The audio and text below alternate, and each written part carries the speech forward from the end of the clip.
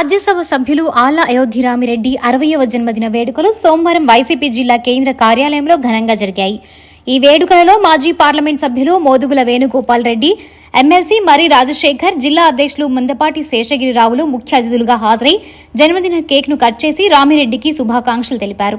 ఈ సందర్భాన్ని పురస్కరించుకుని నాయకులు ప్రసంగిస్తూ వైఎస్సార్ పార్టీ స్థాపించినప్పటి నుండి పార్టీ ఎదుగుదలతో పాటు సంస్థాగత నిర్మాణంలో కూడా రామిరెడ్డి క్రియాశీలకంగా వ్యవహరించారని తెలిపారు. పార్టీకి మరింత సేవ చేసేందుకు రామిరెడ్డికి ఆ దేవుడు మంచి ఆరోగ్యాన్ని ప్రసాదించాలని నాయకులు ఆకాంక్షించారు. అయోధ్య రామిరెడ్డి గారి యొక్క 60వ జన్మదిన వేడుకల్లో పాల్గొనే అవకాశం ఇచ్చినటువంటి వేణుగోపాల్ రెడ్డి గారికి, బర్నాశేఖర్ గారికి మరియు వైఎస్ఆర్ కాంగ్రెస్ పార్టీ నాయకులు కార్యకర్తలకి ముందుగా నా హృదయపూర్వక ధన్యవాదాలు తెలియజేసుకుంటా ఉన్నాను. అయోధ్య రామిరెడ్డి గారి గురించి మనం ఏది మాట్లాడుకున్నా కూడా తక్కువ. ఎందుకంటే ఆయనను చూస్తే ఒక నిబద్ధత, ఒక క్రమశిక్షణ. మనం ఉదయం 6 గంటలకు ఫోన్ చేసినా ఆన్సర్ చేస్తారు, రాత్రి 11 గంటలకు ఫోన్ చేసినా ఆన్సర్ చేస్తారు. ఉదయం 6 గంటలకు ఏ విధంగా ఉంటారో 11 గంటలకు కూడా అదే విధంగా ఉంటారు. ఒక వ్యక్తి జీవనం నుంచి ప్రారంభమయ్యి ఉన్నత శిఖరాలు అధిరోహించినా కూడా గర్వం అనేది కనపడనటువంటి ఏకైక వ్యక్తి మన గుంటూరు పార్లమెంట్లో మనం చూసేటువంటి అతి తక్కువ నాయకుల్లో అయోధ్య రామిరెడ్డి గారు.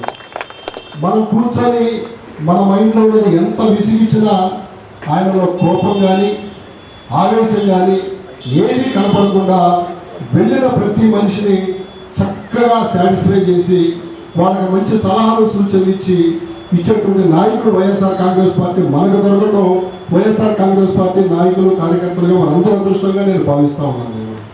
అటువంటి నాయకుడు నిండు 100 ఏళ్ళు ఆయుర ఆరోగ్యాలతోటి గతంలో జరిగినటువంటి తప్పులన్నిటినీ మళ్ళా కూడా ఇవాళ మనం చూస్తే అయోధ్య రామిరెడ్డి గారిని నేను ఓడిపోయిన తర్వాత కలిస్తే ఒకే మాట చెప్పాడు, జరిగింది ఏదో జరిగిపోయింది, నాయకుడు మనకు అప్పచెప్పినటువంటి బాధ్యత ఏదైతే ఉందో ఖచ్చితంగా దాన్ని దిగ్విజయంగా 2029లో మళ్ళా మన వైఎస్ఆర్ కాంగ్రెస్ పార్టీని అధికారంలో తెచ్చేంత వరకు విశ్రమించే ప్రసక్తే లేదని చెప్పి ఆయన చెబితే అందరూ కార్యకర్తలు, నాయకులు అందరూ నిరుత్సాహంతో ఉన్న పరిస్థితుల్లో నేను పార్టీ ఓడిపోయిన 5వ రోజు కలవడం జరిగింది.